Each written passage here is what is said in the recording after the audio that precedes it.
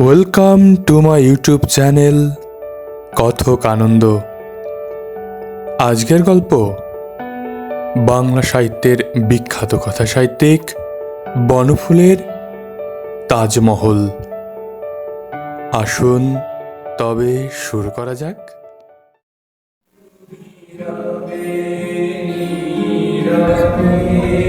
প্রথম যখন আগ্রা গিয়েছিলাম, তাজমহল দেখতে গিয়েছিলাম। প্রথম দর্শনের সে বিষয়টা এখনো মনে আছে। ট্রেন তখনও আগ্রা স্টেশনে পৌঁছেনি। একজন সহযাত্রী বলে উঠলেন, ওই যে তাজমহল দেখা যাচ্ছে। তাড়াতাড়ি জানালা দিয়ে মুখ বাড়ালাম। ওই যে দূর থেকে দিনের আলোয় তাজমহল দেখে দমে গেলাম। চুনকাম করা সাধারণ একটা মসজিদের মতো ওই তাজমহল। তবু নির্বিশেষে চেয়ে রইলাম। হাজার হোক তাজমহল, শাহজাহানের তাজমহল। অবসন্ন অপরাহ্নে বন্দি শাহজাহান আগ্রা দুর্গের অলিন্দে বসে এই তাজমহলের দিকেই চেয়ে থাকতেন। মমতাজের বড় সাধের তাজমহল। আলমগীর নির্মম ছিলেন না। পিতার ইচ্ছা অপূর্ণ রাখেননি তিনি। মহা সমারোহে মিছিল চলছে। সম্রাট শাহজাহান চলছেন প্রিয় সান্নিধ্যে। আর বিচ্ছেদ ছইল না। সবাধার ধীরে ধীরে নামছে ভূগর্ভে। ওই তাজমহলের মমতাজের ঠিক পাশে শেষ শয্যা প্রস্তুত হয়েছে তার। আর একটা কবর ছিল, হয়তো এখনো আছে ওই তাজমহলের পাশে, দারাশিকের। চুনকাম করা সাধারণ মসজিদের মতো তাজমহল দেখতে দেখতে মিলিয়ে গেল। পূর্ণিমার পরদিন, তখনও চাঁদ ওঠেনি। জ্যোৎস্নার পূর্বাভাস দেখা দিয়েছে পূর্ব দিগন্তে। সেদিন সন্ধ্যার পর দ্বিতীয়বার দর্শন করতে গেলাম তাজমহলকে। অনুভূতিটা স্পষ্ট মনে আছে এখনো। গেট পেরিয়ে ভিতরে ঢুকতেই অস্ফুট মর্মর ধ্বনি কানে এলো। ঝাউভীতি থেকে নয়, মনে হলো যেন সুদূর অতীত থেকে। মর্মর ধ্বনি নয়, যেন চাপা কান্না। ঈষৎ আলোকিত অন্ধকারে পুঞ্জীভূত তমিশ্রার মতো স্তূপীকৃত ওইটাই কি তাজমহল? ধীরে ধীরে অগ্রসর হতে লাগলাম।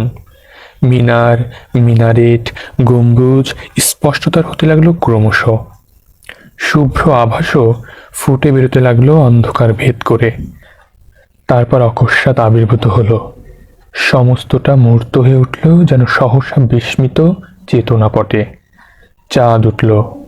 জ্যোৎস্নার স্বচ্ছ আলোয় অঙ্গ ঢেকে রাজা রাজেশ্বরী শাহজাহান মহিষী মমতাজের স্বপ্নই অভ্যর্থনা করলে যেন আমাকে এসে স্বয়ং।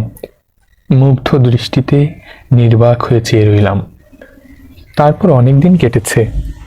কোন কন্ট্রাক্টর তাজমহল থেকে কত টাকা উপার্জন করে, কোন হোটেলওয়ালা তাজমহলের দৌলতে রাজা বনে গেল, ফেরিওয়ালাগুলো বাজে পাথরের ছোট ছোট তাজমহল আর গড়গড়ার মতো সিগারেট বিক্রি করে কত পয়সা পেল রোজ। নিরীহ আগন্তুকদের ঠকিয়ে টাঙাগুলো কি ভীষণ ভাড়া নেয়, এই সব খবরই পুরানো হয়ে গেছে। অন্ধকারে জ্যোৎস্নালোকে, সন্ধ্যায় উষায়, শীত গ্রীষ্ম বর্ষা শরতে বহুবার বহুরূপে দেখেছি তারপর তাজমহলকে।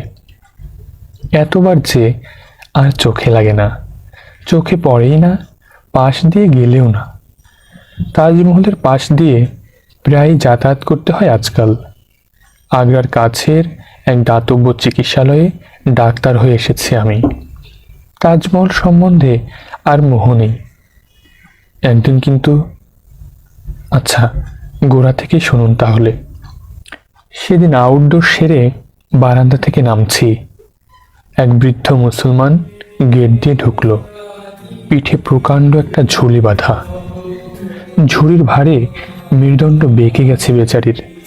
ভাবলাম কোনো মেঘওয়ালা ঝুড়ি।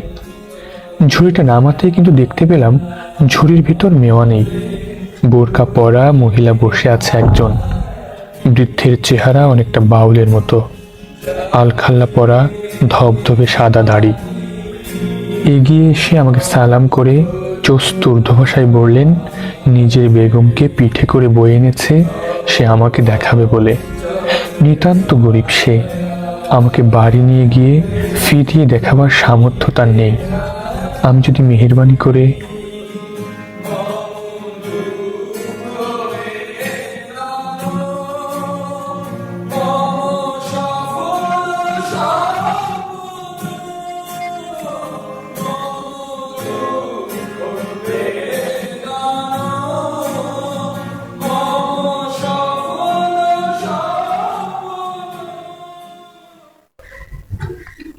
কাছে যেতেই দুর্গন্ধ পেলাম একটা। হাসপাতালের ভিতর গিয়ে ভোরকা খুলতেই, যদিও সে আপত্তি করছিল ঢের, ব্যাপারটা বোঝা গেল। ক্যাংক্রাম অরিস। মুখের আধখানা পচে গেছে, ডান দিকের গলাটা নেই, দাঁতগুলো বীভৎসভাবে বেরিয়ে পড়েছে। দুর্গন্ধে কাছে দাঁড়ানো যায় না। দূর থেকে পিঠে করে বয়ে এনে এ রোগীর চিকিৎসা চলে না। আমার ইনডোরেও জায়গা নেই তখন। অগত্যা হাসপাতালের বারান্দাতেই থাকতে বললাম। বারান্দাতেও কিন্তু রাখা গেল না শেষ পর্যন্ত। ভীষণ দুর্গন্ধ। অন্য রোগীরা আপত্তি করতে লাগলো। কম্পাউন্ডার, ড্রেসার, এমনকি ম্যাথর পর্যন্ত কাছে যেতে রাজি হলো না। বৃদ্ধ কিন্তু নির্বিকার, দিবারাত্র সেবা করে চলেছে। সকলের আপত্তি দেখে সরাতে হলো বারান্দা থেকে। হাসপাতালের কাছে একটা বড় গাছ ছিল, তারই তলায় থাকতে বললাম। তাই থাকতে লাগলো। হাসপাতাল থেকে রোজ ওষুধ নিয়ে যেত। আমি মাঝে মাঝে গিয়ে ইঞ্জেকশন দিয়ে আসতাম। এভাবেই চলছিল। একদিন মুষলধারে বৃষ্টি নামলো। আমি কল থেকে ফিরছি। হঠাৎ চোখে পড়ল বুড়ো দাঁড়িয়ে ভিজছে। একটা চাদরের দুটো খুঁট গাছের ডালে বেঁধেছে, আর দুটো খুঁট নিজের দু হাতে ধরে দাঁড়িয়ে ভিজছে লোকটা। মোটর ঘোরালাম। সামান্য চাদরের আচ্ছাদনে মুষলধার আটকায় না। বেগম সাহেবা দেখলাম আপদ মস্তক ভিজে গেছে, কাঁপছে ঠক ঠক করে। আধখানা মুখে বীভৎস হাসি, জ্বরে গা পুড়ে যাচ্ছে তার। বললাম, হাসপাতালের বারান্দাতে নিয়ে চলো আপাতত। বৃদ্ধ হঠাৎ প্রশ্ন করলেন, এর 5 বার কি কোনো আশা আছে হুজুর? সত্যি কথাই বলতে হলো। বললাম, না।